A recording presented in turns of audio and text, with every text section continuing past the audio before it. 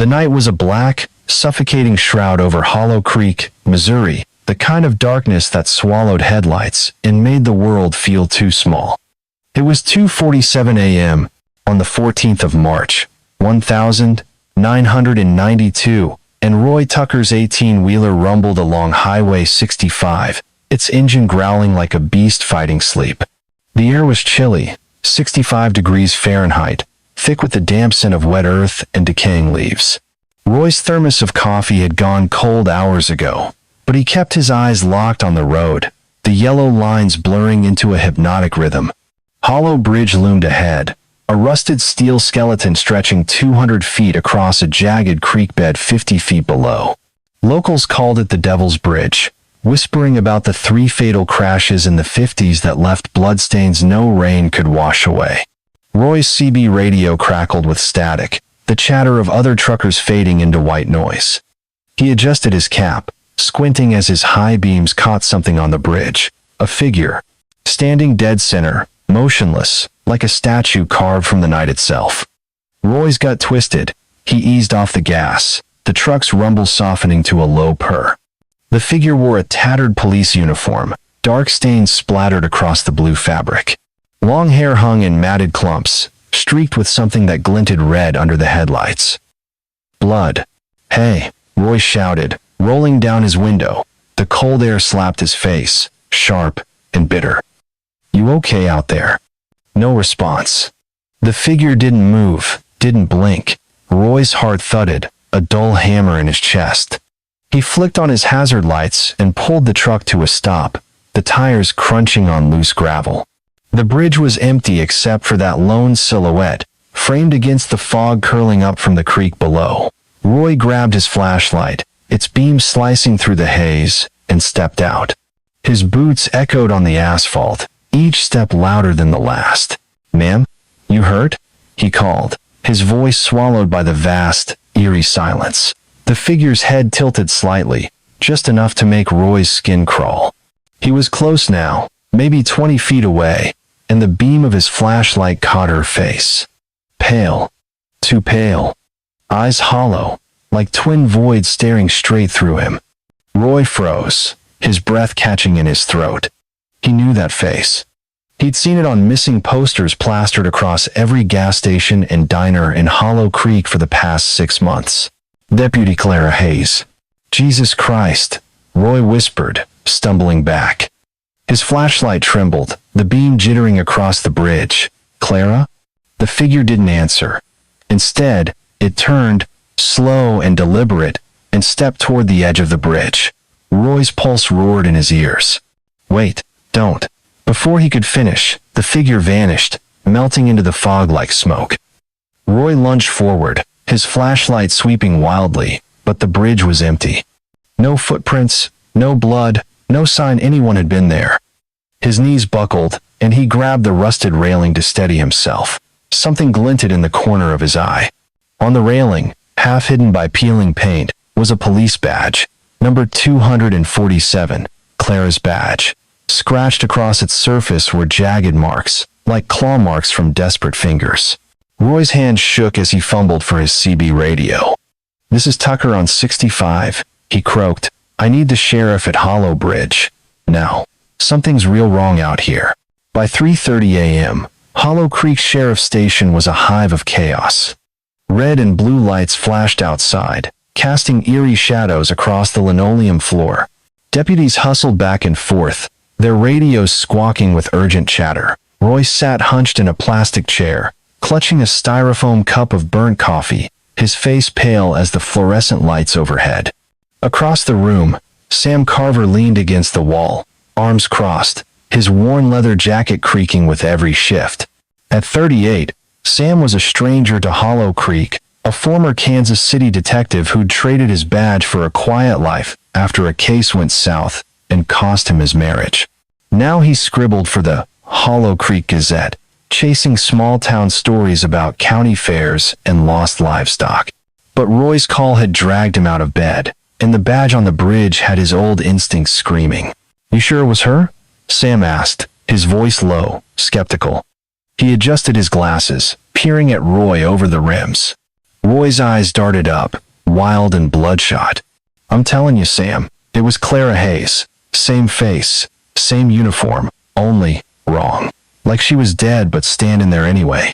He shuddered, spilling coffee on his jeans. Those eyes, man, empty. Like she was looking right through me. Sam scribbled a note in his pocket-sized pad. Roy Tucker, 2:47 a.m., claims saw Clara Hayes on Hollow Bridge. Badge number 247 found. Asterisk. He didn't buy ghost stories, but Roy wasn't the type to spin yarns. The man hauled freight for a living, not fantasies. Something had spooked him bad.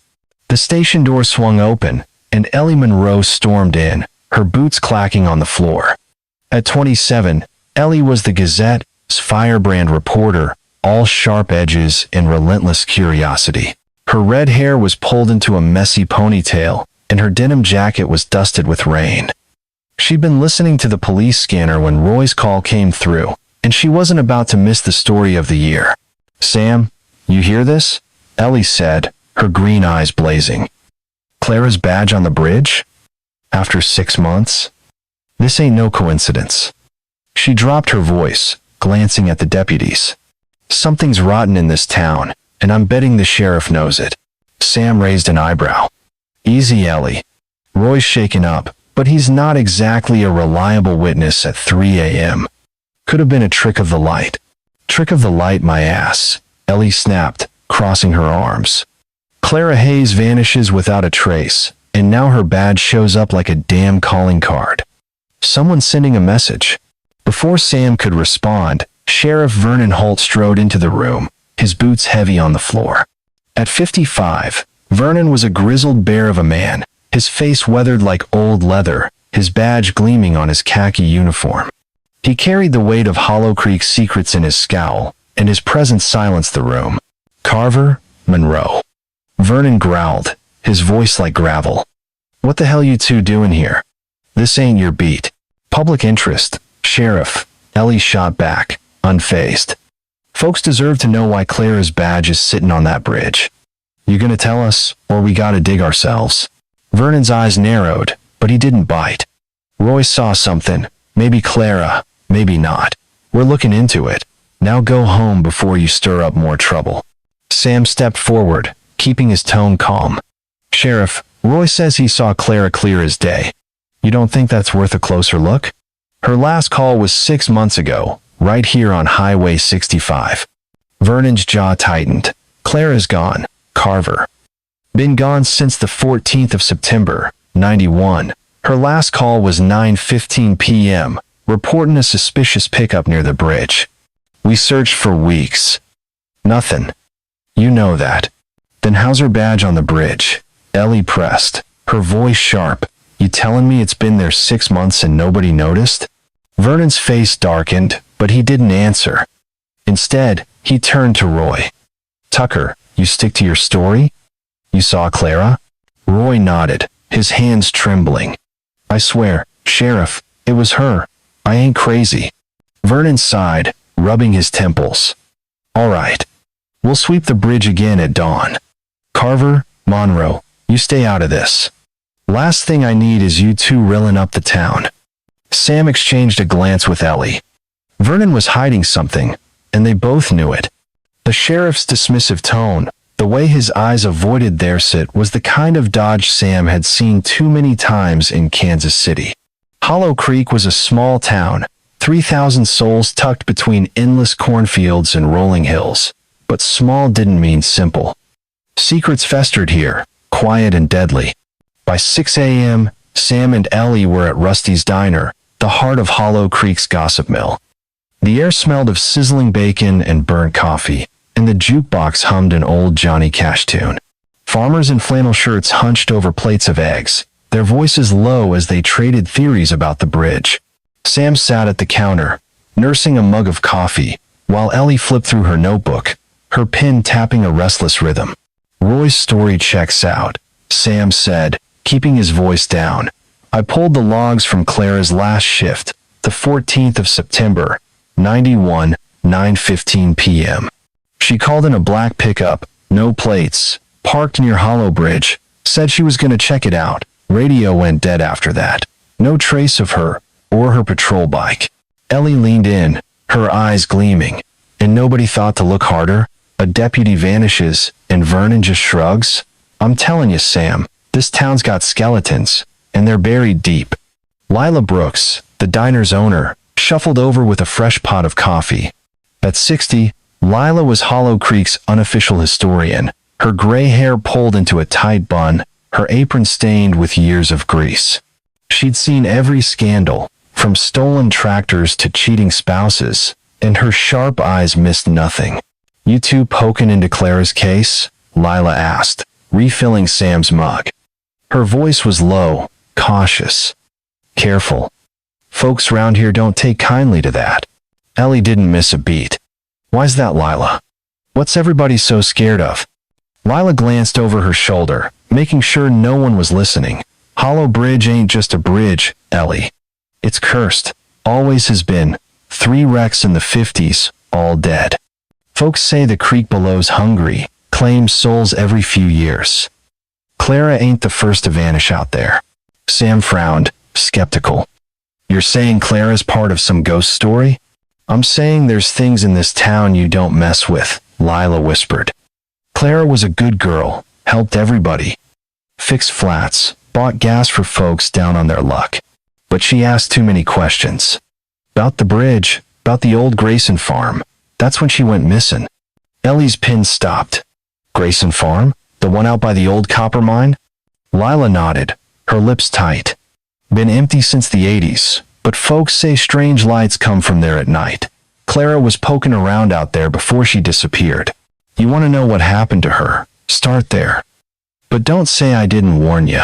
Sam scribbled, Grayson Farm, in his notebook, his mind racing. The Grayson place was 2 miles from Hollow Bridge, a crumbling relic of a ranch left to rot after its owner, Ezra Grayson, died in '87. Kids used it for bonfires and beer, but adults steered clear, whispering about curses and bad blood. Anything else, Lila? Sam asked, his voice steady but urgent. Lila hesitated, then leaned closer. There's a group in this town. Call them the Shadow Council. Old money, old power. They run everything: land deals, the hospital, even the sheriff's office. Clara crossed them, and now she's gone. You dig too deep, you'll end up the same. Ellie's eyes widened, but before she could ask more, the diner's door jangled open. Sheriff Vernon stepped inside, his boots heavy, his gaze locking onto Sam and Ellie like a hawk spotting prey. Lila straightened, busying herself with the coffee pot, but the tension in the air was thick enough to choke on. Carver, Monroe, Vernon said, his voice a low growl. Thought I told you to drop this. Sam met his stare, unflinching. Just having coffee, Sheriff. Free country, last I checked. Vernon's hand rested on his holster, a subtle threat. Don't push me, Carver. Clara's case is closed. No body, no crime. You keep stirring up ghosts, you'll regret it. Ellie smirked, defiant. Ghosts, huh? Funny you mention that, 'cause Roy swears he saw one last night. You gonna tell us what's really going on, or we gotta find out ourselves? Vernon's face twitched, but he didn't answer. Instead, he turned and stalked out, the door slamming behind him. The diner fell silent, every eye on Sam and Ellie. Lila shook her head, muttering under her breath, as she disappeared into the kitchen. Sam drained his coffee, his mind buzzing. Vernon's reaction wasn't just defensive, it was scared. Whatever happened to Clara Hayes, the sheriff knew more than he was letting on. And the Shadow Council, if Lila was right, might be the key to unlocking it all. That night, Sam and Ellie drove out to Hollow Bridge, their old Ford pickup rattling over the uneven road. The sky was a bruised purple, heavy with clouds, and the air carried a metallic tang, like a storm was brewing. The bridge loomed ahead, its steel beams glinting faintly under the pickup's headlights. Sam parked 50 feet back, grabbing a flashlight and his notebook. Ellie slung a camera over her shoulder, her jaw set with determination. Vernon spooked. Ellie said, her voice low as they approached the bridge. He's covering for someone. Bet my last dollar on it. Sam nodded, his flashlight sweeping the asphalt. Clara's last call mentioned a black pickup, no plates, If she saw something she wasn't supposed to, maybe that's what got her in trouble. They reached the spot where Roy had seen the figure. The railing was cold under Sam's fingers, the claw marks on Clara's badge still vivid in his mind. He crouched, examining the ground for any trace blood, fabric, anything. Nothing. The bridge was clean, too clean, like someone had scrubbed it. Ellie snapped photos, the camera's flash cutting through the fog. "This place gives me the creeps," she muttered. "You hear what Lila said? About the creek being hungry?" "Superstition," Sam said, but his voice lacked conviction. The air felt wrong, heavy, like it was pressing down on his chest. He aimed his flashlight at the creek below, its black water churning 50 feet down, invisible in the dark. Ellie froze, her camera lowering. "Sam, you hear that?" He strained his ears. A faint sound, like a whisper, carried on the wind. Not words, just a low, eerie hum, rising and falling like a distant chant. Sam's skin prickled. "Wind," he said, but he didn't believe it. The whisper grew louder, sharper, almost human. Ellie grabbed his arm, her nails digging in. "That ain't wind, Sam." Before he could respond, headlights flared behind them, blinding and sudden. A vehicle roared onto the bridge, its engine a guttural snarl. Sam spun, shielding his eyes. It was a black pickup, no plates, just like Clara's last call. The truck stopped 30 feet away, its high beams pinning them in place. The driver's door creaked open, but no one stepped out. Sam's hand went to the pocket knife in his jacket, his heart pounding. "Ellie, get back to the truck." "No way," she hissed, raising her camera. "I'm getting this." The whisper from the creek stopped, replaced by a deafening silence. Then, from the pickup, a voice low, cold, and deliberate. "You shouldn't be here." Sam's blood ran cold. He opened his mouth to shout, but the truck's engine roared, and it lurched forward, tires screeching. Ellie screamed, grabbing Sam's arm as they dove to the side, the pickup missing them by inches. It didn't stop, tearing off into the night, its taillights swallowed by the fog. Sam scrambled to his feet, his flashlight rolling across the bridge. Ellie was panting, her camera dangling from its strap. "You okay?" he asked, his voice hoarse. "Yeah," she gasped, "but that was no ghost. Someone wants us gone, Sam." He nodded, his jaw tight. The bridge was silent again, the creek below whispering its secrets. Clara's badge, Roy's story, Vernon's Leesit, was all connected, and the black pickup was the key. Sam picked up his flashlight, its beam catching something on the asphalt. A scrap of blue fabric, torn and stained, lay where the truck had stopped. Police uniform fabric. Ellie's eyes widened. "Clara's?" Sam didn't answer. He stuffed the fabric in his pocket, his mind racing. Hollow Creek was hiding something, and it wasn't just Clara's disappearance. The Shadow Council, the Grayson farm, the cursed bridge, they were pieces of a puzzle, and someone was willing to kill to keep it unsolved. "Let's go," Sam said, his voice hard. "We're not done here." As they climbed back into the pickup, the creek's whisper returned, louder now, almost a voice. Sam slammed the door, ignoring the chill crawling up his spine. Whatever was out there, it wasn't finished with them. Not yet. The sun rose over Hollow Creek like a reluctant witness, its pale light barely cutting through the gray haze that clung to the cornfields. It was the 15th of March, 1992, and the air hung heavy at 55 degrees Fahrenheit, thick with the scent of wet soil and the faint, sour tang of rain-soaked hay. Highway 65 stretched out like a scar through the heart of Missouri, flanked by endless rows of golden stalks swaying in the drizzle. Sam Carver's Ford pickup rattled along the road, its wipers smearing mud across the windshield. Ellie Monroe sat shotgun, her boots propped on the dash, her notebook open on her lap. The scrap of torn police uniform fabric from Hollow Bridge lay between them in a Ziploc bag, a silent accusation. "That truck last night," Ellie said, her voice sharp, "black, no plates. Same as Clara's last call. You think it's a coincidence, Sam?" Sam's knuckles tightened on the steering wheel, his eyes fixed on the road.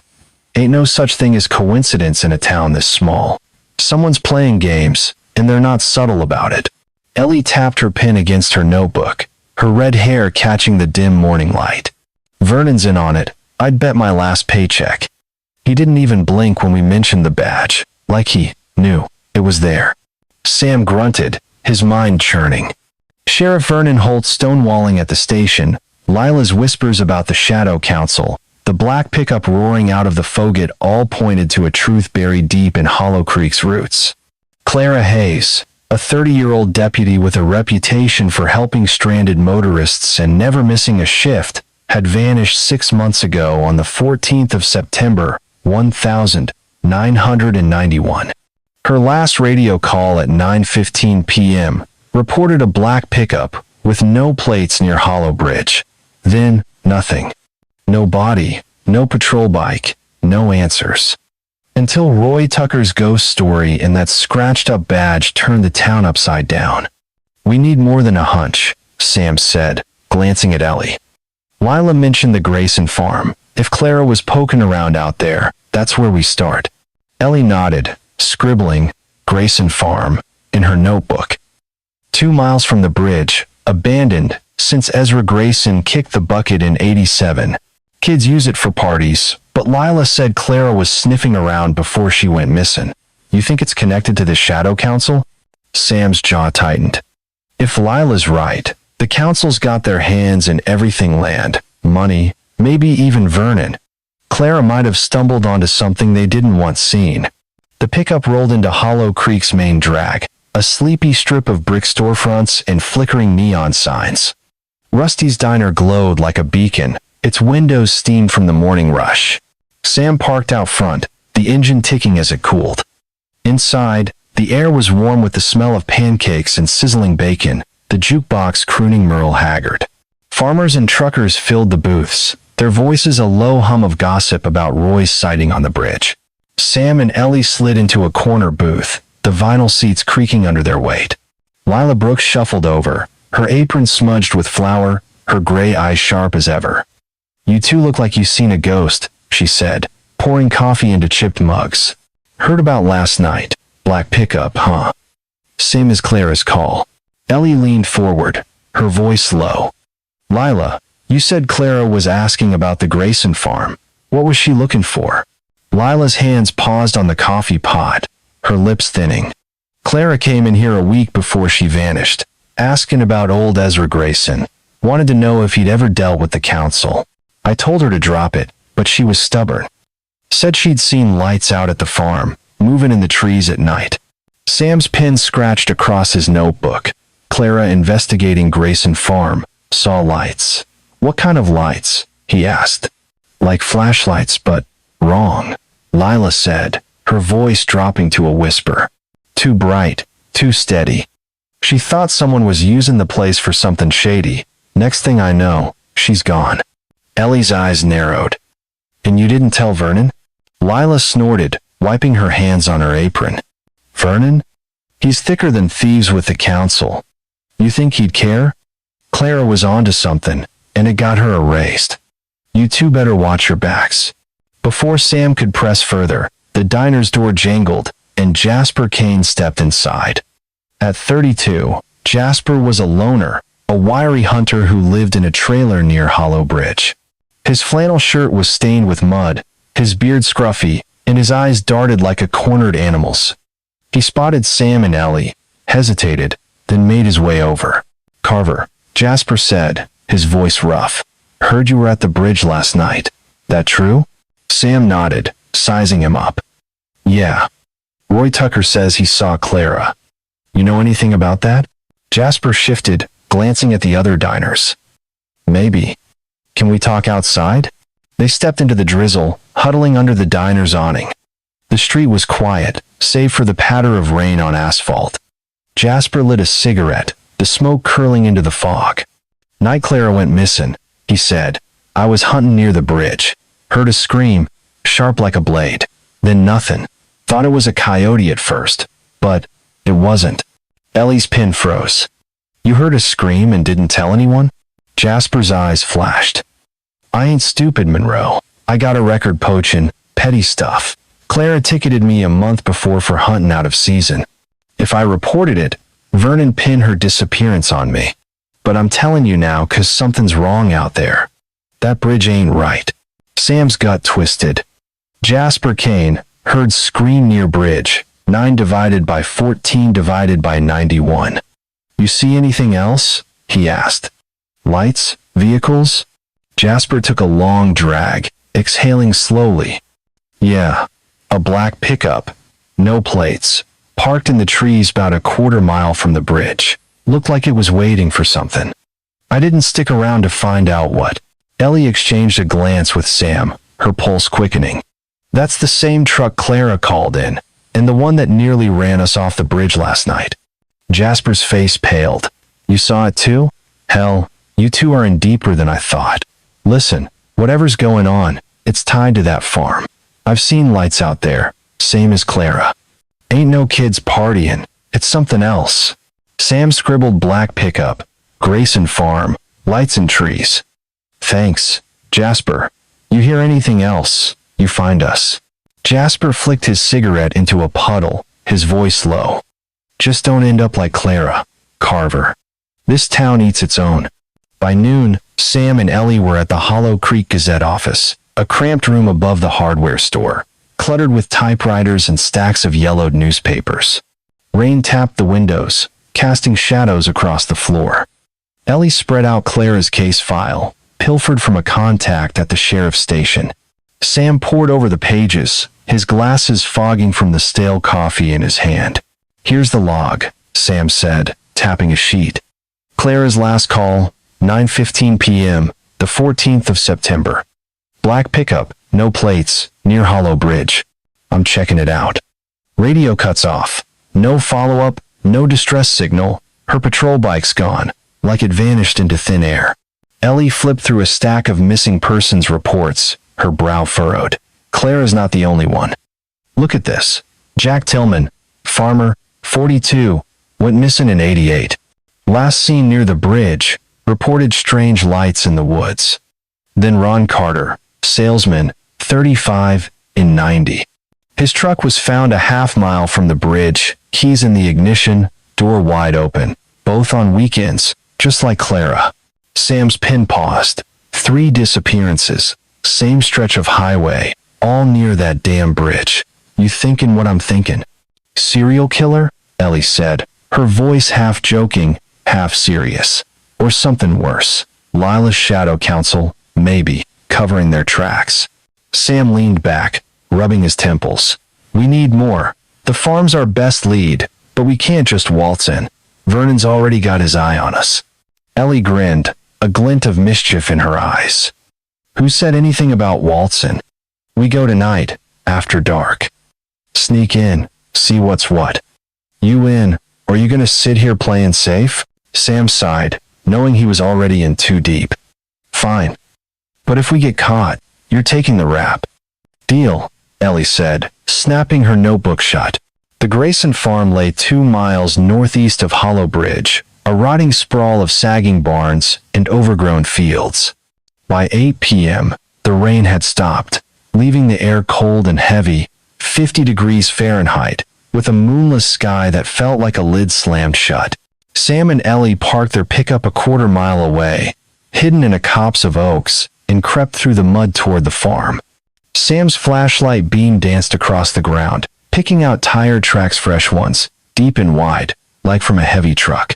Ellie clutched her camera, her breath visible in the chill. This place is creepier than the bridge, she whispered, stepping over a rusted fence. The main house was a charred skeleton, burned out years ago, its chimney jutting like a broken tooth. The barns loomed in the distance, their windows black and hollow. Sam crouched, examining the tire tracks. These are recent. Someone's been here, and not for a keg party. They moved toward the nearest barn, its doors hanging off rusted hinges. The air inside was stale, thick with the stench of mildew, and something sharper metal, maybe blood. Sam's flashlight swept the shadows, revealing stacks of old crates and a pile of tarps.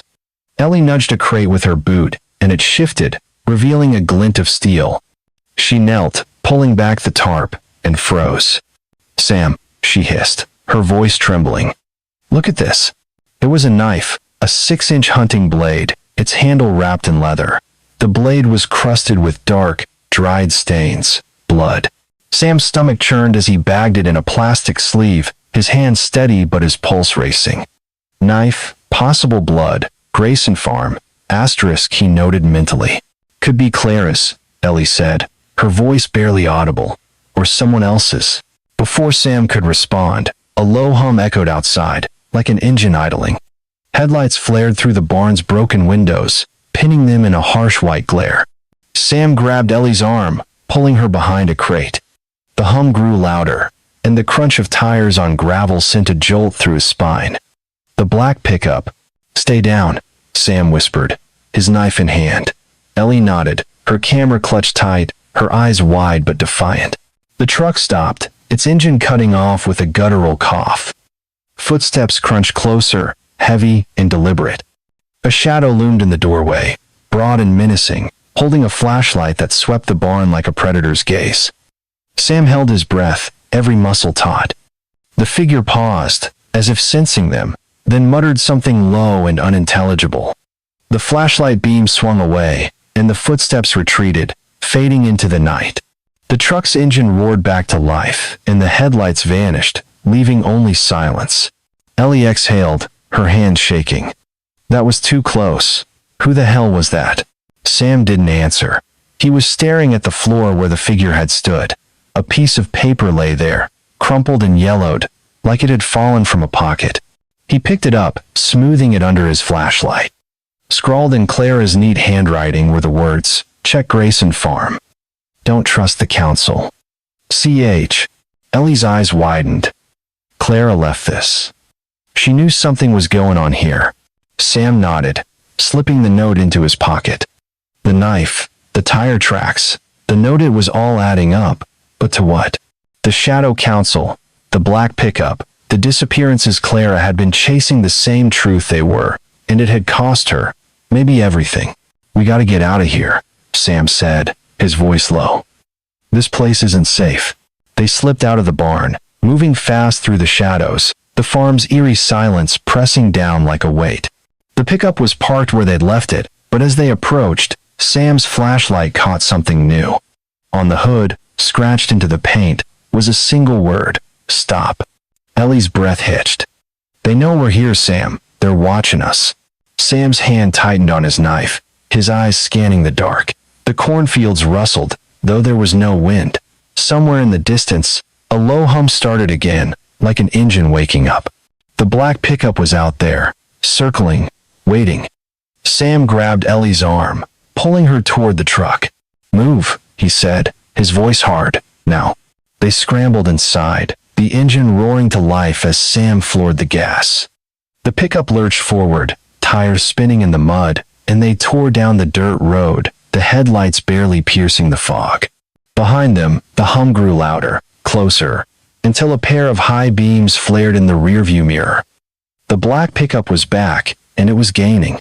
Ellie gripped the dash, her face pale. "Sam, they're right behind us." Sam's eyes flicked to the mirror, his heart pounding. The truck was 20 feet away, its grill a snarling beast in the dark. He swerved, the tires skidding, but the black pickup matched every move, relentless, predatory. The road narrowed, the cornfields closing in, and Sam knew they couldn't outrun it. "Hold on," he shouted, yanking the wheel hard. The pickup veered off the road, crashing through a gap in the corn, stalks snapping under the tires. The black truck followed, its headlights blinding, its engine a guttural roar. Sam pushed the gas to the floor, the truck bouncing over ruts, Ellie clinging to the seat as branches clawed the windows. The chase stretched on, seconds feeling like hours, until the black truck's lights suddenly vanished. Sam slowed, his breath ragged, his eyes darting to the mirror. Nothing. Just darkness and the rustle of corn. The hum was gone, the night silent again. Ellie slumped in her seat, her voice shaking. What the hell was that? Sam didn't answer. His hands were still locked on the wheel, his pulse a drum in his ears. The knife, the note, the truck, it wasn't just a warning. It was a hunt, and they were the prey. He pulled back onto the road, the Grayson farm fading in the distance. Clara's note burned in his pocket, her words a haunting echo. Asterisk, don't trust the council. Asterisk. Whatever she'd found, it was still out there, hidden in the shadows of Hollow Creek. And someone was willing to kill to keep it buried. The rain came back with a vengeance by noon on the 16th of March, 1992, hammering Hollow Creek streets into slick, muddy rivers. The air was a damp 50 degrees Fahrenheit, heavy with the smell of wet asphalt and rotting leaves. Sam Carver's pickup sat parked outside the town hall, its windshield streaked with grime. Inside, the hall buzzed with nervous energy, its wooden pews packed with farmers, shopkeepers, and retirees, all summoned for an emergency meeting about public safety. But Sam knew better. This wasn't about safety, it was about control. Sheriff Vernon Holt stood at the podium, his khaki uniform crisp, his scowl deeper than the creek under Hollow Bridge. Sam and Ellie Monroe sat in the back row, their notebooks open, their eyes sharp. The knife from the Grayson farm, bagged and hidden in Sam's jacket, felt like a live grenade against his chest. Vernon's voice boomed through the hall, gravelly and commanding. Folks, I know you're rattled about Roy Tucker's story. Clara Hayes' badge turning up on the bridge ain't nothing to ignore. But let's not lose our heads. We're searching the area, and we'll get answers. No need for wild theories. Ellie leaned towards Sam, her voice a fierce whisper. Wild theories. He's acting like Roy made it all up. Vernon's covering his ass. Sam. Sam nodded, his pen scratching Vernon dismissing badge, controlling narrative. The sheriff's calm was too polished, too practiced. Clara's disappearance 6 months ago, the 14th of September, 1991, after reporting a black pickup near Hollow Bridge had shaken this town of 3,000 to its core. Now, with Roy's sighting, the badge, and that near-fatal chase at the Grayson farm, Sam and Ellie were peeling back layers of a secret Hollow Creek didn't want exposed. Glura's note, Chick Grayson farm. Don't trust the council, burned in Sam's mind, pointing to the shadow council Lila Brooks had whispered about a group of old money power brokers pulling the town's strings. The crowd murmured, restless. A farmer in overalls stood, his voice trembling. Sheriff, what about the pickup Roy saw? Same one Clara called in, right? You telling us it's nothing? Vernon's jaw tightened, but his tone stayed steady. We're looking into all leads, Tom. Could be kids messing around, could be nothing. Let us do our job. Ellie snorted, loud enough to draw stares. Kids don't chase people off bridges, Sheriff, she muttered under her breath. Sam nudged her, his eyes scanning the room.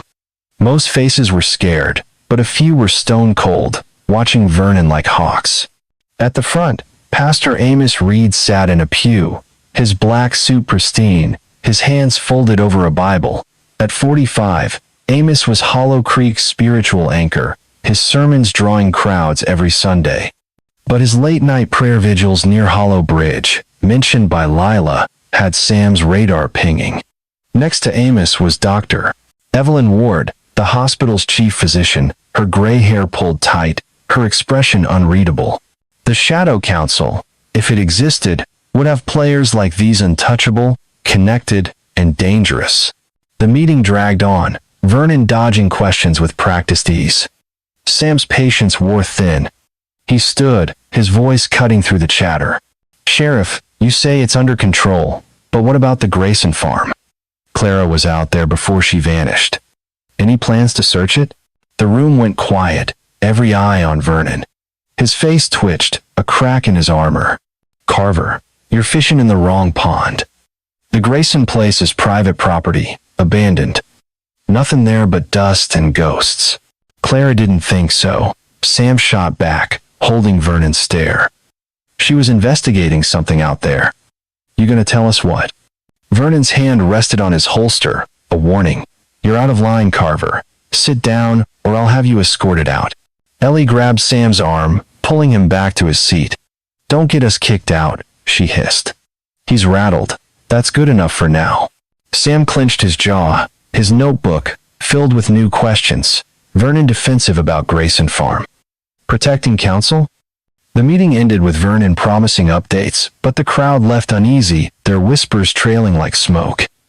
Sam and Ellie slipped out, the rain soaking their jackets as they headed for Rusty's diner. They needed answers, and Lila was their best shot. The diner was half empty, the lunch rush thinned by the storm. The jukebox played a low Patsy Cline tune, and the air smelled of fried onions and stale coffee. Lila Brooks wiped down the counter, her gray eyes flicking to Sam and Ellie as they slid into a booth. She shuffled over, her apron crinkled, and poured coffee without asking. "You two stirred up a hornet's nest at that meetin'," Lila said, her voice low. "Vernon ain't happy, and that's bad news in this town." Ellie leaned forward, her green eyes intense. "Lila, you mentioned the Shadow Council," said Claire across them. "We found something at the Grayson farm last night, a knife, blood on it, and a note from Clara," she wrote. "Don't trust the council." "What's going on here?" Lila's hands froze on the coffee pot, her face paling. "Jesus, you went out there? You're crazier than I thought." She glanced at the door, then lowered her voice to a whisper. "The council's been running Hollow Creek since before I was born. Land deals, politics, even the hospital. They don't like folks poking into their business." Clara was asking about the old copper mine near the Grayson place. Said she heard noises out there, like machinery, at night. Sam's pen scratched across his notebook. "Copper mine? Noises? Tied to council? Asterisk. What kind of noises?" he asked. "Like engines, maybe drills," Lila said. Clara thought they were hiding something in that mine. "She went out there a few times, alone. Last time I saw her, she was scared, but she wouldn't say why. Just kept muttering about the bridge and the mine." Ellie's brow furrowed. "The mine's been shut since the 60s, right? Why would anyone be out there?" Lila's lips tightened. That's what Clara wanted to know. "And it got her gone. You two keep digging, you'll end up the same." Before Sam could press further, the diner's door swung open, and a young woman stormed in, her face streaked with rain and tears. She was 28, petite, with dark hair and eyes that burned with grief. Tina Hayes, Clara's younger sister, had driven 80 miles from Jefferson City the moment she heard about the batch. She spotted Sam and Ellie, her boots splashing through puddles as she marched to their booth. "You're the reporters, right?" Tina's voice cracked, raw with pain. "I'm Tina Hayes, Clara's sister. I want to know what you found out there. Vernon's lying to me. I know it." Sam gestured to the seat across from them. "Sit, Tina. We're trying to figure this out, same as you." "What'd Vernon tell you?" Tina sank into the booth, her hands trembling. "Said the badge don't mean nothing, just kids messing around." But Clara wouldn't just vanish, not her. She was tough, always helping folks. "Last time we talked, a week before she went missing, she sounded off. Said if anything happened to her, I should look at the Grayson farm. She knew she was in danger, didn't she?" Ellie exchanged a glance with Sam, her pulse quickening. "She left a note," Ellie said, keeping her voice low. "Said to check the farm and not trust the council. You know anything about that?" Tina's eyes widened, fresh tears spilling. "The council?" "She mentioned something about powerful folks in town, said they were into something dirty, maybe drugs. She didn't tell me much, just said she was close to Provident, then she was gone." Sam scribbled Clara suspected council, possible drug operation. "Did she say anything about the copper mine?" he asked. Tina shook her head, wiping her eyes. "No, but she was spending a lot of time out by the bridge. Said she saw lights in the woods, heard voices. I told her to be careful, but Clara, she never backed down." Lila, still hovering nearby, cleared her throat. "You three better keep this quiet. The council's got ears everywhere, and Vernon's one of them." Sam nodded, his mind racing. Clara's note, the knife, the minute was all connected, and the Shadow Council was at the center. But they needed proof, something Vernon couldn't bury. The copper mine was their next move, but after last night's chase, Sam knew it wouldn't be easy, or safe. That evening, the rain turned to a thick, choking fog, blanketing Hollow Creek in a ghostly shroud. Sam, Ellie, and Tina met at the Gazette, office, the fluorescent lights buzzing overhead. Ellie spread out a map of the area, marking Hollow Bridge, the Grayson Farm, and the copper mine, a half-mile deeper into the woods. The mine had been sealed in 1965, after a collapse killed 3 workers, but Lila's story about noises suggested it wasn't as abandoned as people thought. "We go tonight," Ellie said, her voice firm. "The mine's our best shot at finding what Clara was after. But we gotta be smart. No lights, no noise." Tina's face was pale, but her jaw was set. "I'm coming." "For Clara." Sam hesitated, his old detective instincts screaming caution. "Tina, you're not trained for this. If we run into trouble—" "I don't care," Tina snapped, her eyes fierce. "She's my sister. I'm not sitting this out." Sam sighed, knowing he couldn't argue. "All right. But you stay close, and you do what I say." They geared up flashlights, a crowbar, Ellie's camera, and Sam's pocket knife, the only weapon they had. The knife from the farm stayed bagged, too risky to carry until they could test the blood. By 9 p.m., they were hiking through the woods, the fog so dense they could barely see 10 feet ahead. The air was a frigid 45 degrees Fahrenheit, the ground slick with mud and pine needles. The mine's entrance was hidden behind a rusted gate, its bars caked with moss and graffiti. Sam pried the gate open with the crowbar, the metal groaning like a dying animal. Inside, the mine was a black, suffocating void, the air heavy with the stench of damp stone and rusted iron. Their flashlights carved weak beams through the dark, revealing jagged walls and abandoned tools scattered like bones. The tunnel sloped downward, the temperature dropping with every step. Sam's heart pounded, the memory of last night's chase gnawing at him. This was no place to be trapped. "Stay sharp," he whispered, his voice echoing. If Clara was here, she left something behind. They moved deeper, the tunnel branching into a maze of shafts. Ellie's camera clicked, capturing the eerie stillness. Tina clutched a flashlight, her breath shaky but her steps steady. After 200 yards, they found a side chamber, its entrance partially collapsed. Sam's beam caught something glinting in the rubble of police radio, its casing cracked, the number 247 scratched into the metal. Clara's radio. "Jesus," Tina whispered, her voice breaking. "She was here." Ellie knelt, snapping photos. "Look at this," she said, pointing to the floor. Fresh boot prints, too big for Clara's size 7 boots, led deeper into the chamber. "Someone's been here. Recently." Sam's gut twisted. He followed the prints, his flashlight sweeping the walls. They stopped at a rusted steel door, half hidden behind a pile of rocks. The door was locked, but scratch marks marred its surface, like someone had tried to claw it open. Sam's beam caught a faint carving in the stone beside Ida's symbol, a circle with 3 jagged lines, like a twisted claw. "What the hell is that?" Ellie asked, her voice tight. "No idea," Sam said, sketching the symbol in his notebook. "Symbol near steel door, mine chamber. Clara's radio found, but Clara didn't carve it. These marks are fresh." Tina's flashlight jittered, her hands shaking. What was she doing down here? What did she find? Before Sam could answer, a low hum echoed through the tunnel, like an engine far above. The fog outside had muffled it, but now it was unmistakable. Headlights flickered through a crack in the ceiling, casting jagged shadows across the chamber. Sam's blood ran cold. "The black pickup. Lights off," he hissed, killing his flashlight. Ellie and Tina followed, plunging the chamber into darkness. The hum grew louder, then stopped, replaced by the crunch of boots on gravel outside. Voices murmured, too faint to make out, but one was Vernon's, sharp and angry. "They're here," Vernon growled. "Find 'em." Sam grabbed Ellie and Tina, pulling them behind a pile of rubble. His pulse roared, his knife useless against guns. The steel door creaked, as if someone was testing it. Ellie's camera slipped, clattering against the stone, and the sound echoed like a gunshot. The voices outside stopped, replaced by the click of a gun's safety. "Carver." Vernon's voice boomed, cold and lethal.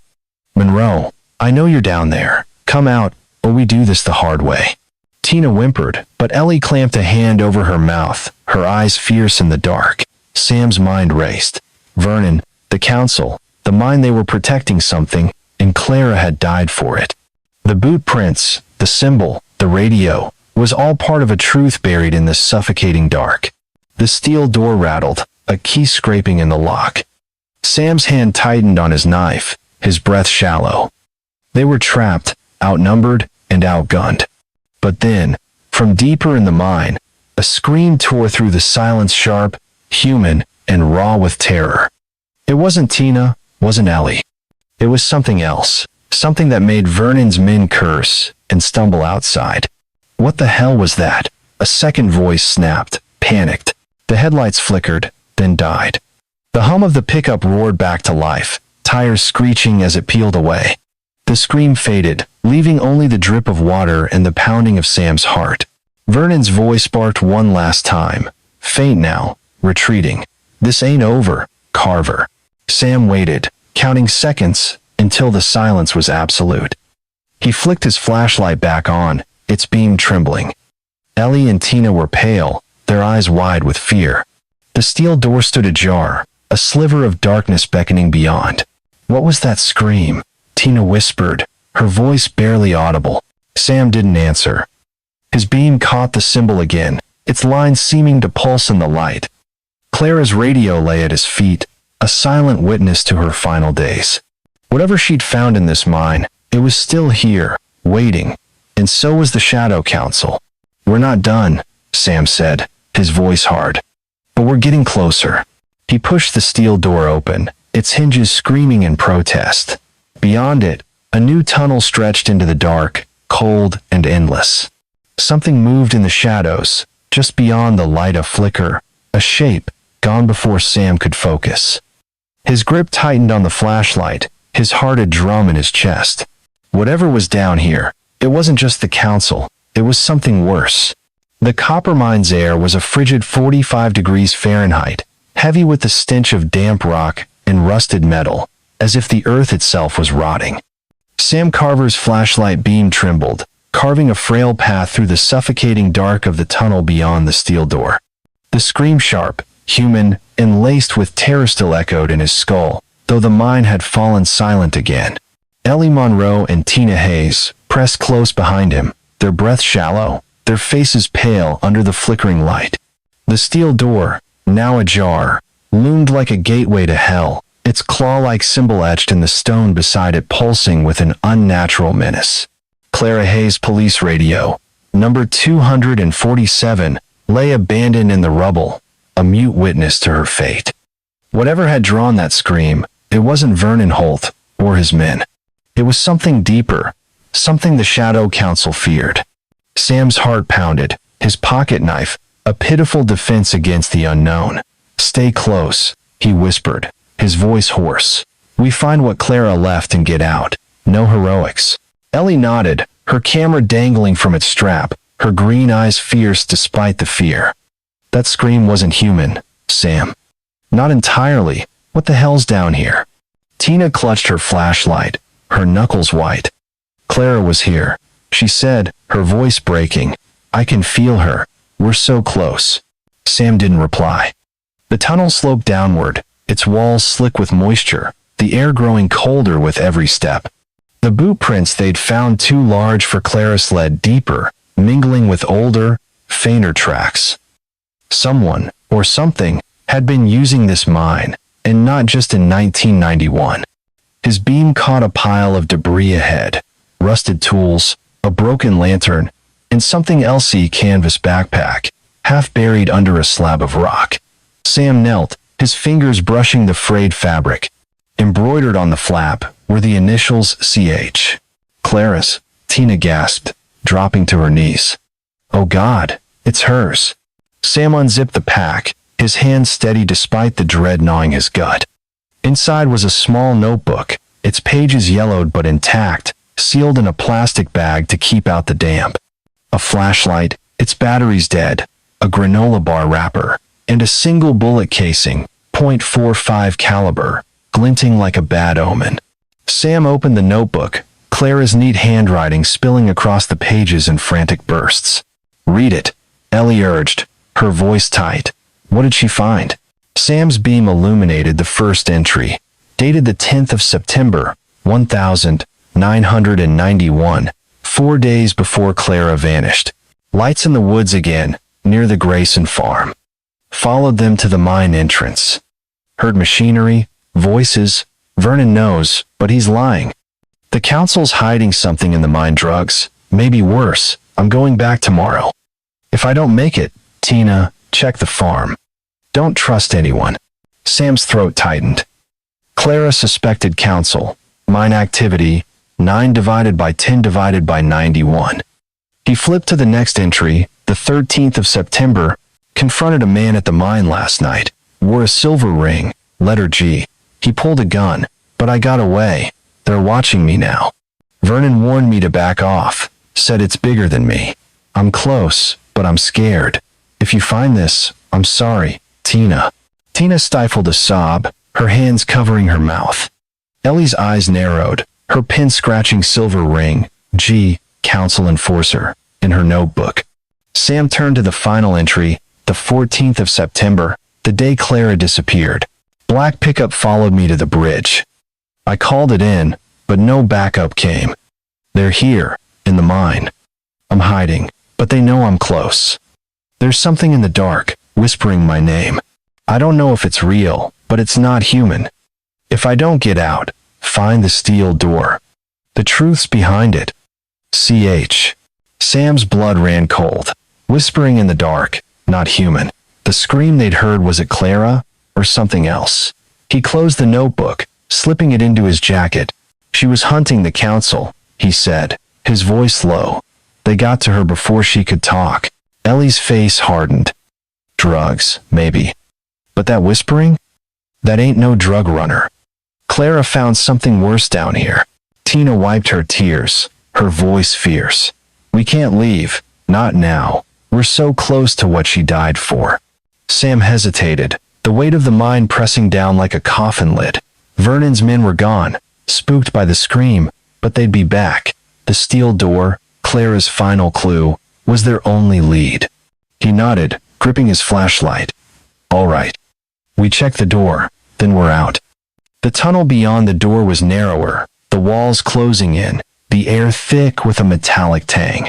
Their footsteps echoed, too loud in the oppressive silence. Sam's beam caught more symbols, carved into the stonetizens of them, the same claw-like circle, some old and weathered, others fresh.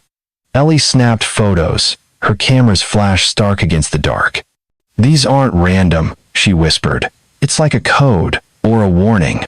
After 100 yards, the tunnel opened into a larger chamber, its ceiling lost in shadow. The floor was littered with crates, some stamped with faded military insignias U.S. Army, 1962. Sam's pulse quickened. Military crates, mine chamber. He pried one open, revealing glass vials filled with a clear liquid, sealed with rubber stoppers. The labels were illegible, worn by time, but a faint chemical smell lingered, sharp and unnatural. What is this? Tina asked, her voice trembling. Some kind of lab? Ellie's eyes widened. Not just a lab. Look at the walls. Sam swung his flashlight, and his breath caught. The chamber's walls were covered in papers, maps, schematics, handwritten notes, pinned like a madman's collage. One map marked Hollow Bridge, the Grayson farm, and the mine, with red X's at each disappearance. Jack Tillman, 1988. Ron Carter, 1990. Clara Hayes, 1991. A note in bold ink read, Test subjects acquired, compound stable, asterisk. Another sheet, yellowed and brittle, was a military report from 1963, Project Nightshade. Subterranean trials, Hollow Creek Mine. Chemical exposure successful. Side effects, hallucinations, aggression, memory loss, asterisk. Sam's mind reeled. Project Nightshade, military experiment, 1963, asterisk. This mine wasn't just a mine, he said, his voice hollow. The army was testing something here. Chemicals, maybe drugs. The council's been covering it up ever since. Ellie's camera clicked, capturing the papers. Clara found this, she said. That's why they took her out. She was gonna blow it wide open. Tina's flashlight swept the chamber, landing on a metal table in the corner. On it lay a torn police jacket, its badge missing but the name tag clear, Hayes. Beside it was a silver ring, engraved with a single G. Tina's hand shook as she reached for the jacket, but Sam grabbed her wrist. Don't, he said, his voice sharp. It's evidence. We take photos, nothing else. Tina pulled back, her eyes blazing. That's Clara's. She was here, Sam. We can't just leave it. Before Sam could argue, a faint hum vibrated through the chamber, like a distant engine. The fog outside had hidden it, but now it was unmistakable. Headlights flickered through a ventilation shaft high above, their beams slicing the dark. The black pickup was back, and it wasn't alone. Voices echoed down the tunnel, Vernon's, low and furious, and another, colder, unfamiliar. They're still here, the second voice said, clipped and precise. Finish it. Sam killed his flashlight, plunging the chamber into darkness. Ellie and Tina followed, their breaths ragged. Footsteps crunched closer, heavy and deliberate, accompanied by the metallic clink of weapons. Sam's heart thundered, his knife useless against guns. He pulled Ellie and Tina behind a stack of crates, the chemical vials glinting faintly in the gloom. Vernon's not alone, Ellie whispered, her voice barely audible. That other guy, he's calling the shots. Sam nodded, his mind racing. The council wasn't just local power brokers. They were tied to something bigger, something that stretched back decades. Clara's notebook, the military crates, the symbols, it all pointed to a truth buried in this mine, and the scream they'd heard was its guardian. The footsteps stopped, and a flashlight beam swept the chamber, slow and predatory. Vernon's voice cut through the dark, laced with menace. Carver, I know you're in here. You and that nosy reporter. Come out, and maybe we let the girl live. Tina stiffened, but Ellie clamped a hand over her mouth, her eyes fierce. Sam's grip tightened on his knife, his mind scrambling for a way out. The ventilation shaft above was too high, the tunnel behind them a dead end. They were trapped, and Vernon knew it. The second voice spoke again, colder, closer. Enough games, Holt. Find them, or I will. Sam's blood froze. That voice wasn't local. It was polished, almost clinical, like a man used to giving orders and having them obeyed. The flashlight beam swung closer, grazing the crates. Sam held his breath, every muscle coiled. Then, from the tunnel's depths, a low whisper started, soft at first, like wind through leaves. It grew, twisting into words, unintelligible but chilling, as if the mind itself was speaking. The beam froze, and Vernon cursed under his breath. What the hell is that? He muttered, his voice cracking. The whisper became a hum, then a growl, reverberating through the stone. The second man snapped, Ignore it, it's nothing. But it wasn't nothing. The air turned heavy, oppressive, like a storm about to break. The crates rattled, vials clinking, and the whisper sharpened into a voice, Clara's voice, faint but unmistakable. Asterisk, they're here. Asterisk. Tina gasped, her eyes wide. Ellie's hand tightened on Sam's arm, her nails digging in. Vernon's flashlight jittered, his voice rising. That's not possible. She's gone. The growl exploded into a scream, raw and inhuman, the same one they'd heard before. It came from everywhere, nowhere, shaking the chamber like a living thing. The flashlight beam dropped, and Vernon's men stumbled, their shouts drowned by the sound. Glass shattered, evials breaking, their contents hissing as they hit the stone. The chemical smell surged, burning Sam's throat, and his vision blurred, shapes twisting in the dark. Run! Sam shouted, grabbing Ellie and Tina. They bolted for the tunnel, the scream chasing them, the mine's walls closing in. Vernon's voice roared behind, fading as the pickup's engine roared to life outside. The scream cut off, leaving only the echo of their footsteps and the pounding of their hearts. They stumbled into the main chamber, the steel door slamming shut behind them. Sam's flashlight flickered, its beam weak. Tina was sobbing, Ellie panting, her camera dangling uselessly. The mine was silent again, but the air felt alive, watching, waiting. What was that? Ellie gasped, her voice shaking. That was Clara. Sam, I heard her. Sam shook his head, his mind reeling. It wasn't her. It couldn't be. Those chemicals, Nightshade, whatever it was, it's messing with us. Hallucinations, like the report said. Tina's eyes blazed through her tears. That was her voice. She's still here, trapped or something. Sam didn't argue. The notebook, the ring, the military crates. Clara had uncovered a secret that went beyond drugs, beyond the council. Project Nightshade wasn't just an experiment. It was a wound, festering in Hollow Creek's heart, and the mine was its epicenter. But the scream, the whisper, it wasn't just chemicals. It was something older, something the council feared as much as they did. We need to get this to someone outside Vernon's reach, Sam said, clutching the notebook. The Gazette, the state police, anyone. But first, we need to survive. Ellie nodded, her jaw set. The hospital. Dr. Ward, she's on the council, but she's the only one who might talk. Clara's jacket was there. Maybe she knows more. Tina wiped her eyes, her voice hard. I'm not leaving till we find her. That voice, it was a sign. She's alive, Sam. Sam didn't believe it, but he didn't say so. The mine's darkness clung to him, its secrets heavier than the stone. He led them toward the entrance, the fog outside a gray wall. But as they reached the rusted gate, his flashlight caught a new carving on the wall, another cloth symbol, fresh, its edges wet with condensation. Below it, scratched in jagged letters, was a single word, Hayes. Ellie's breath hitched. They know we found her stuff. They're marking us. Sam's hand tightened on his knife, his eyes scanning the fog. The black pickup was out there, Vernon's men waiting, and the mine's whisper lingered in his ears. Clara's truth was close, but so was the danger. And whatever had screamed in the dark wasn't done with him yet. The fog over Hollow Creek was a thick, choking veil, swallowing the stars and turning Hollow Bridge into a skeletal silhouette against the night. It was 11:47 p.m.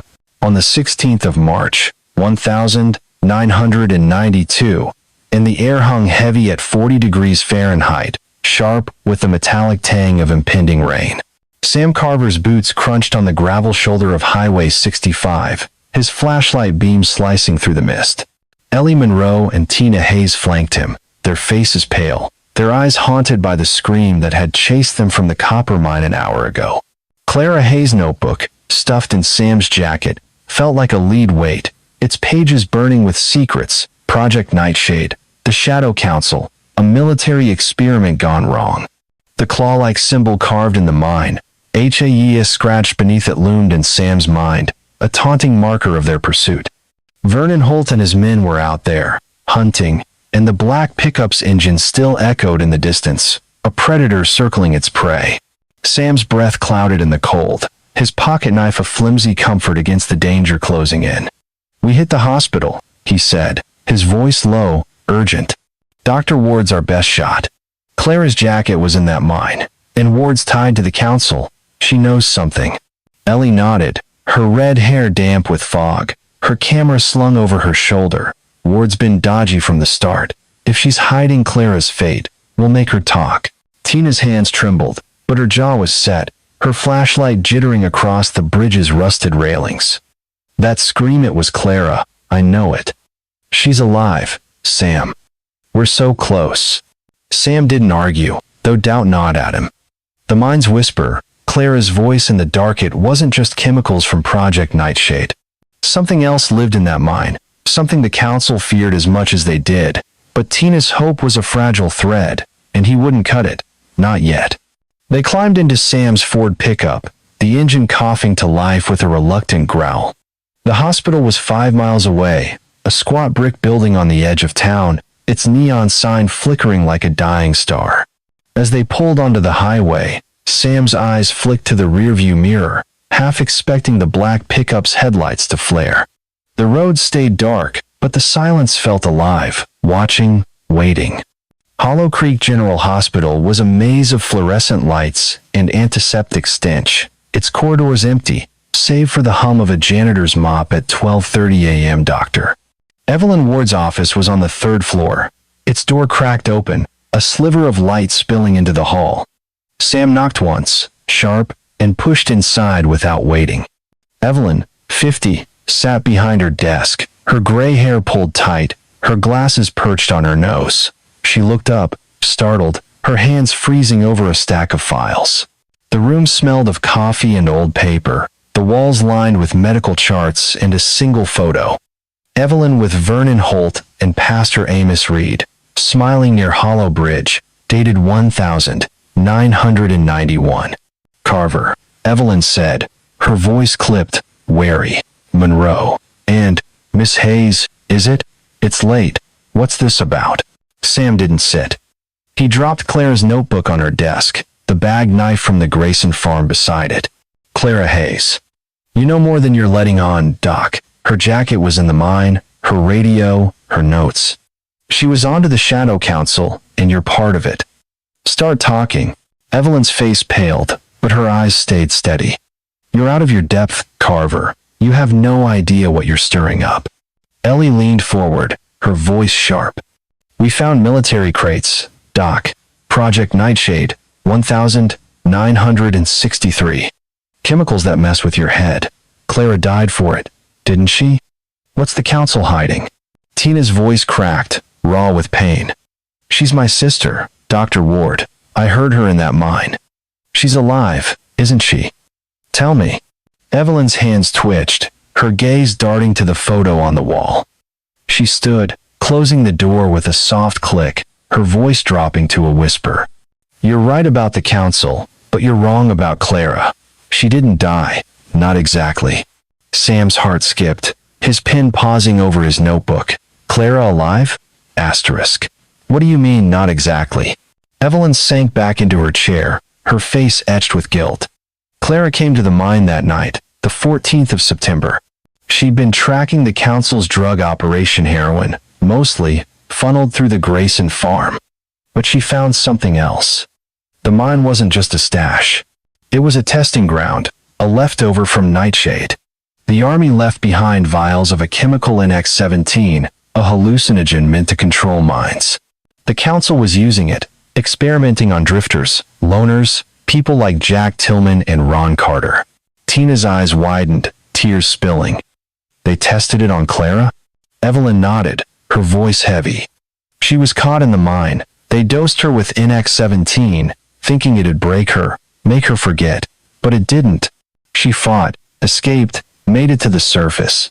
I found her, half dead, near the bridge. Her mind was fractured. She didn't know her name, her past.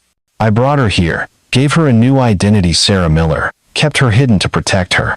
Sam's mind reeled. Clara alive, hidden as Sarah Miller. Asterisk. Where is she now? He demanded. Evelyn hesitated, her eyes flickering with fear. A town called Benton, 50 miles east. She's working at a diner, living quietly. But she's not the same. The NX-17 had changed her. She has nightmares, sees things, hears voices from the bridge. Ellie's voice was ice. You hid her? While her sister, her town, thought she was dead? Why? Evelyn's hands clenched, her voice breaking. The council would have killed her if I hadn't. Vernon, Amos, they're just pawns. The real power's higher, someone with a silver ring, letter G. I don't know his name, but he's dangerous. I saved Clara the only way I could. Tina sobbed, her voice fierce. You let us grieve. You let me think she was gone. Sam's pen scratched Sarah Miller, Benton, NX-17 effects. You're coming with us, he said, his voice hard. We're finding Clara Sarah tonight, and you're telling her the truth. Evelyn nodded, defeated, grabbing her coat. All right, but be careful. The council knows you're close. They won't let this go. The drive to Benton was a tense, silent blur, the pickup's headlights barely piercing the fog. Sam's knuckles whitened on the wheel, Evelyn's confession replaying in his head. Clara, alive but broken, a victim of a decades-old experiment. The council's reach, the man with the silver ringgit was bigger than Hollow Creek, a shadow stretching across time. Ellie sat shotgun, her camera ready, her eyes scanning the dark. Tina and Evelyn were in the back, Tina's face a mask of hope and dread. The clock on the dash read 2:15 a.m. when they pulled into Benton, a sleepy town of 2,000, its main street lined with shuttered shops and a lone diner glowing like a lighthouse. The Starlight Diner was a relic, its neon sign buzzing, its booths empty save for a trucker nursing coffee. Behind the counter, a woman in her early 30s poured creamer, her dark hair tied back, her movements slow, mechanical. Her face was Clara's same sharp jaw, same hazel eyes but hollowed, like a ghost wearing her skin. Sam's heart sank. This was Sarah Miller. Tina pushed past him, her voice trembling. "Clara, it's me, Tina." Sarah froze, her eyes flicking up, confused, then wary. "Sorry, ma'am, you got the wrong person." "Name's Sarah." Tina's hand shook, reaching for her. "No, you're Clara Hayes. My sister. You're a deputy in Hollow Creek. They took you, but you're here. You're alive." Sarah backed away, her face twisting with fear. "I don't know you. Please, leave me alone." Sam stepped forward, his voice gentle. "Sarah, we found your notebook in the mine. You wrote about the council, the bridge. You remember anything? Even a little?" Sarah's hands clutched the counter, her eyes darting like a trapped animal's. I dream about a bridge, water, black and cold, voices calling me. But I'm not her. I'm Sarah." Evelyn touched Tina's arm, her voice soft. The NX-17 scrambled her memories. She might never be Clara again. "I'm sorry." Tina's voice broke, raw with pain. "She's right here. We can help her. Bring her back." Ellie's camera hung unused, her voice sharp. "Doc, you said the council's still after her. Why? If she doesn't remember, what's the threat?" Evelyn's face darkened. The NX-17 didn't just erase her. It opened something. She sees things, hears things the council doesn't want known. They think she's a loose end. Sarah's eyes widened, a flicker of recognition breaking through. "The bridge," she whispered, her voice trembling. "It's not just a bridge. It's a door, and something's behind it." Sam's skin prickled, the mind's scream echoing in his mind. "Clara, Sarah, sees door at bridge. Asterisk." Before he could ask more, Sarah's hand shot to her pocket, pulling out a small Objecta police badge, number 247, its surface scratched with claw marks. "I found this," she said, her voice shaking. "In my apron, a month ago. I don't know how it got there." Tina gasped, reaching for it, but Sarah pulled back, her eyes wild. "It's hers, isn't it? The woman in my dreams. She's screaming, always screaming." Sam's notebook was out, his pen flying. Badge 247, found by Sarah, unknown source. "Sarah, we need to get you somewhere safe," he said, his voice urgent. "The people who did this, they're coming." As if on cue, headlights flared outside, harsh and blinding. The black pickup screeched to a stop, its engine a guttural snarl. Vernon Holt stepped out, his shotgun gleaming, flanked by two men tall, his face hidden by a cap, a silver ring glinting on his finger. "The man with the G. Carver," Vernon bellowed, his voice cutting through the diner's glass. "You're done. Hand over the girl, or we come in shooting." Ellie grabbed Sarah's arm, pulling her behind the counter. "Sam, we're screwed. They've got us cornered." Sam's mind raced, his knife useless against shotguns. The diner's back door was 20 feet away, but the fog outside offered no cover. Tina clutched Sarah, her voice fierce. "I'm not losing her again." Evelyn's face was grim, her voice low. "There's a storage room, leads to an alley. Go, now." Sam nodded, shoving the notebook and badge into his jacket. "Move," he hissed, leading them toward the back. Vernon's men kicked the diner's door open, glass shattering, their boots heavy on the linoleum. The trucker dove under a table, his coffee spilling, as shotgun blasts tore through the air, splintering the counter. They burst into the storage room, shelves of canned goods rattling as they slammed the door. Sam barricaded it with a crate, his heart pounding. The alley door was rusted, its lock stiff, but Ellie's crowbar pried it open, the fog swallowing them as they stumbled outside. The pickup's engine roared, circling the diner, its headlights slicing the mist. "Keep moving," Sam shouted, pushing Sarah and Tina ahead. The alley led to a side street, but the fog was a trap, hiding their path and their pursuers. Vernon's voice echoed, closer now, laced with fury. "You can't run forever, Carver." They reached the pickup, parked a block away, and piled in, Sam flooring the gas. The tires screeched, the truck lurching through the fog, Benton's lights fading behind. Sarah clung to Tina, her face blank, her voice a whisper. "The bridge, it's calling me back." Ellie's eyes met Sam's, her voice tight. "She's talking about Hollow Bridge. Whatever's there, it's not done with her." Sam's grip tightened on the wheel, his mind spinning. Clara Sarah was alive, but the NX-17 had shattered her, tying her to the bridge, the mine, the council's sins. The man with the silver ring, Vernon's master, was the key, but they were out of time. The pickup's headlights caught a sign. Hollow Creek, 50 miles. They had to go back, face the bridge, and end this. The clock read 4:03 a.m. when they reached Hollow Creek, the town a ghost under the fog. Sam parked a quarter-mile from Hollow Bridge, the pickup hidden in a grove of pines. The bridge loomed ahead, its steel beams glinting faintly, the creek below a black, churning void. Sarah's eyes were distant, her voice soft, eerie. "It's here. The door. I see it in my dreams." Tina held her hand, her voice trembling. "What door, Clara? What do you see?" Sarah's gaze fixed on the bridge, unblinking. "Something old. Hungry. It wants out." Sam's skin crawled, the mind's scream replaying in his head. Sarah sees door at bridge, tied to nightshade. He turned to Ellie, his voice low. "We need to search the bridge. Clara's notes, her badges all pointing here." Ellie nodded, her camera ready. "If the council's guarding something, it's under that bridge. Let's move." They crept toward the creek bed, the fog cloaking their steps. The bridge's underbelly was a tangle of rusted girders and moss-slick rocks, the water 50 feet below whispering like a living thing. Sam's flashlight swept the shadows, catching a glint of Metalla hatch, half hidden behind a concrete pylon, its surface etched with the claw symbol. "Hatch under bridge, council symbol. Jackpot," Ellie whispered, her crowbar ready. "This is it."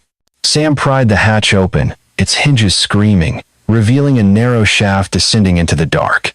The air inside was cold, chemical, like the mine. Before they could move, a low hum echoed through the fog-black pickup, its headlights flaring.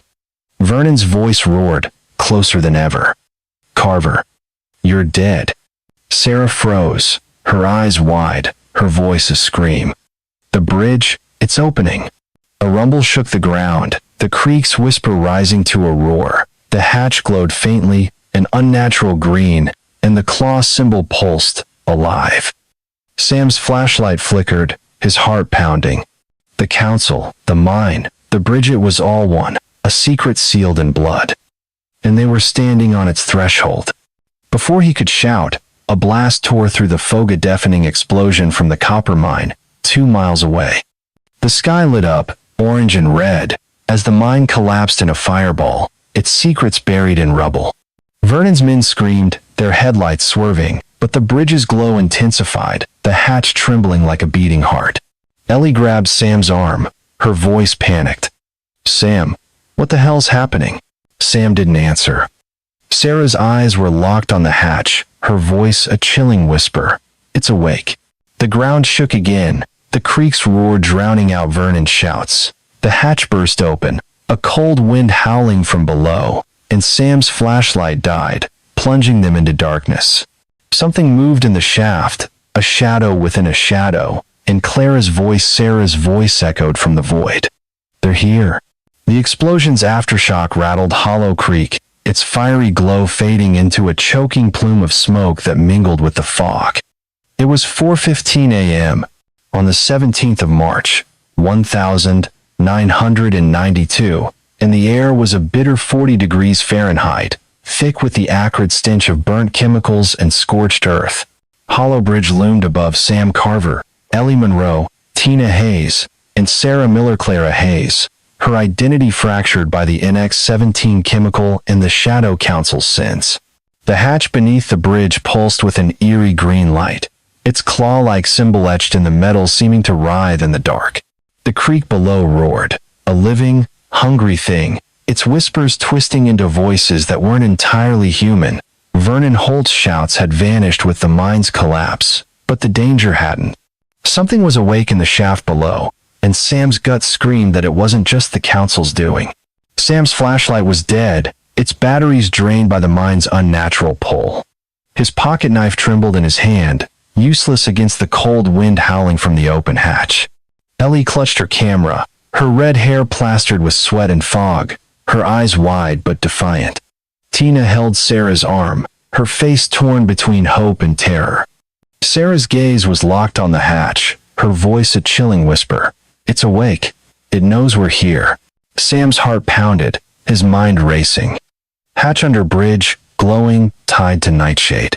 Clara's notebook, the military crates, the silver ring with the letter G had uncovered a conspiracy stretching back to 1963, a military experiment called Project Nightshade that left behind a chemical nightmare. Clara had stumbled into it, and the council Vernon, Amos Reed, and the mysterious man with the ring had tried to bury her. But she was alive, standing here, her memories shattered but her connection to the bridge unbroken. The explosion at the mine had destroyed evidence, but the hatch was the key, a door to the truth or something worse. "What's down there?" Ellie hissed, her voice barely audible over the creek's roar. "That light, it's not natural, Sam." Sam didn't answer. He stepped toward the hatch, the green glow casting shadows that danced like specters. The air was heavy, chemical, burning his throat like the mine's vials. "We need to know," he said, his voice hard. "Clara's truth is in there. We go in, we get answers, we get out." Tina's eyes blazed, her grip tightening on Sarah. "She's not Clara anymore. But I'm not leaving her again. I'm with you." Sarah's head tilted, her eyes distant, unblinking. "The door," she murmured. "It's always been open, waiting." Sam swallowed, his skin crawling. He led the way, descending the rusted ladder into the shaft. The metal groaned under their weight, the green light growing brighter, colder, with every step. The shaft opened into a chamber, its walls carved from raw stone, slick with condensation. The air was freezing, 35 degrees Fahrenheit, and the chemical stench was overpowering, like gasoline and decay. Sam's boots hit the floor, echoing in the vast, unnatural space. His eyes adjusted, and his breath caught. The chamber was a relic of Project Nightshade, a laboratory frozen in time. Steel tables lined the walls, strewn with shattered vials, rusted syringes, and yellowed files stamped classified. A generator hummed in the corner, its wires snaking to a machine that pulsed with the same green light as the hatch. Maps pinned to the walls marked Hollow Creek, the mine, and the bridge, with red lines connecting them like veins. One file, half-burned, read, NX-17, cognitive disruption. Subjects exhibit auditory hallucinations, paranoia, connection to sight, containment critical. Ellie's camera clicked, her hands shaking. "This is it," she whispered. "The council's been guarding this place since the 60s. Clara found it, and they broke her for it." Tina's flashlight swept the chamber, landing on a metal locker in the corner. Its door was ajar, revealing a tattered police uniform. "System, I apologize for the interruption. It seems the response was cut off due to reaching the token limit.